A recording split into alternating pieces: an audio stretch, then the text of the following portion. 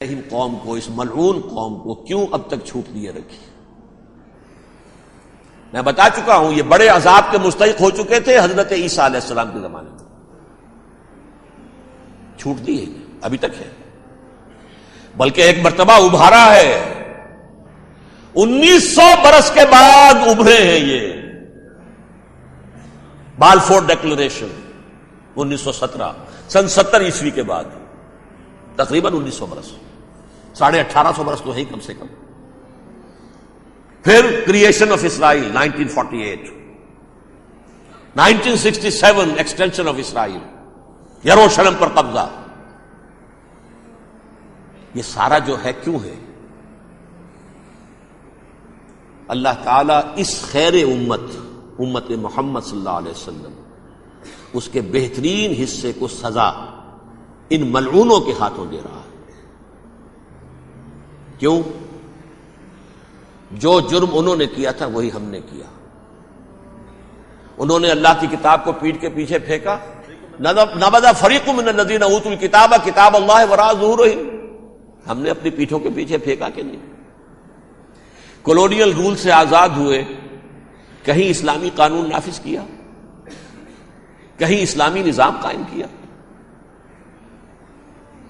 تو جو جرم ان کا تھا وہی ہمارا ہے، اور ہم خیر امت ہیں، اور ہمارے میں سے خیر ترین عرب ہیں، ان پر اللہ کا فضل، ان کی مادری زبان میں اللہ کی کتاب موجود ہے۔ پھر انہوں نے اللہ کے دین کو پیٹھ دکھائی۔ جو ملک آزاد ہوا کولونیل رول سے، یا اس نے قبلہ کر لیا اپنا ماسکو کی طرف، یا کر لیا واشنگٹن کی طرف، کسی نے مکے کو قبلہ بنایا، یہ بدترین سزا ہے۔ ویل للعرب من شر قد اقترب۔ اور ترمذی شریف میں تو یہاں تک روایت ہے، من اقتراب الساعۃ ہلاک العرب، قیامت کے قرب کی ایک نشانی یہ بھی ہوگی کہ عرب ہلاک ہو جائیں۔ ایک حدیث میں الفاظ آتے ہیں کہ حضور نے جب کہا یہ ہوگا یہ ہوگا یہ ہوگا، یہ بربادی آئے گی، تو کسی زوجہ محترمہ نام میں بھول رہا ہوں، انہوں نے پوچھا کہ عرب اس دن کہاں ہوں گے؟ فرمایا العرب یومئذ قلیل، بہت کم ہوں۔ آخری خاتمہ ہونا ہے یہود کا حضرت مسیح علیہ السلام کے ہاتھوں، وہ عذاب جو 2000 برس تک ان سے ٹلا رہا وہ آئے گا، اور ان کے رسول ہی کے ہاتھوں آئے گا۔ لیکن اس سے پہلے مسلمانوں پر یہ عذاب آ رہا ہے، ہولوکاسٹ کے درجے کا عذاب آ رہا ہے۔ البتہ ہم پاکستانی اس میں یوں سمجھ لیجئے کہ وہ تو خبریں موجود ہیں احادیث میں، وہاں تو جو ہونا ہے، اتنے انسان مریں گے، اتنے انسان مریں گے کہ ایک پرندہ جو ہے اڑتا چلا جائے گا، وہ نہیں چاہے گا کہ نیچے اترے تو کسی لاش پر اترے، اسے جگہ نہیں ملے گی زمین خالی کر کہیں اتر سکے، تھک ہار کر گرے گا، مرے گا تو بھی لاش کے اوپر گرے گا۔ یہ الفاظ ہے حضور صلی اللہ علیہ وسلم، الملحمۃ العظمی الملحمۃ الکبریٰ، یہ لاسٹ کروسیڈ، ٹرمپٹ اخبار نے، میں اس کا فوٹو اسٹیٹ بھی کبھی آپ کو دکھا دوں، ویسے میرے ساتھ ہے وہ رسالہ ٹرمپٹ، دی لاسٹ کروسیڈ، اس کی تیاری ہو رہی ہے۔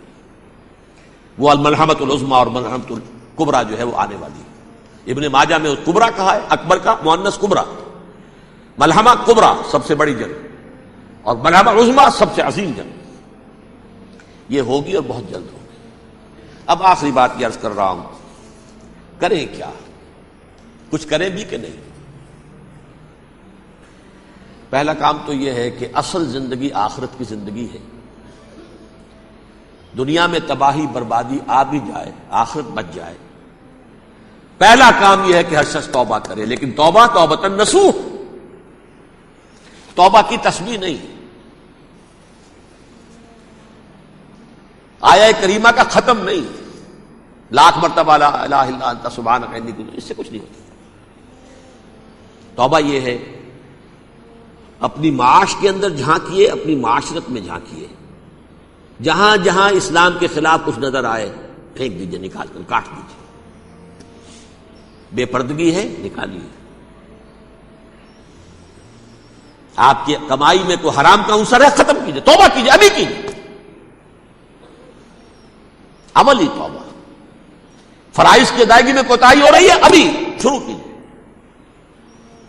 اللہ کے دین کے غلبے کے لیے جد و جہد. ان صلاتی و نسکی و محیایا و مماتی للہ رب العالمین لا شریک لہ وبذالک امرت وانا اول المسلمین. بڑھیے آگے. اگر میرے اور آپ کے کیے کچھ نہ ہوا تب بھی کم سے کم میری اور آپ کی آخرت تو بچ جائے گی، عاقبت تو بن جائے گی. اخروی عذاب، سب سے بڑا عذاب، دائمی عذاب، اس سے ہم بچ جائیں.